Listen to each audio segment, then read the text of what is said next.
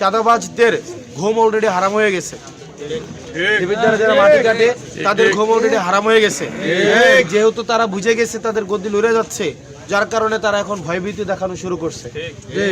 দেখবেন বড় বোয়াল মাছ পুকুরের মধ্যে যখন সব মাছ খাওয়া শেষ হয়ে যায় তখন দেখবেন তার লেজের মধ্যে কামড় থাকে, লেজের মধ্যে কামড়। এই লেজের কামড় কিন্তু অন্য মাছ দেয় না, এই লেজের কামড়টা সে তার নিজের লেজে নিজেই কামড় দেয়। দেখবেন বড় বড় যে হুমড়া চোমড়া যারা আছে তাদের এখন ভীতি, তাদের ভয় এই লেজের মধ্যে এখন কামড়া কামড়ি শুরু হয়ে গেছে। হাদি ভাই গ্রামে কোনোদিন আসছে?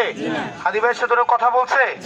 কিন্তু হাদি ভাইয়ের প্রতি যে আপনাদের আন্তরিকতা, কিন্তু হাদি ভাইয়ের জন্য আমরা নামাজের বিছানায় দাঁড়ায় আমরা অস্ত্র বিসর্জন করি, এই কারণে না যে উনি ইনকলাব মঞ্চের, এই কারণে না যে উনি হাসিনাকে ফালাইছে, এই কারণে না যে উনি ফ্যাসিবাদের বিরুদ্ধে উনি একটা অগ্র সৈনিক ছিল, বরং এই কারণে উনি সততা এবং জেনুইন, এই যে কোনো অভিনয় মেয়েকে উনি কিছু করে নাই, এবং সততাই ছিল ওনার রাজনৈতিক একমাত্র আদর্শ।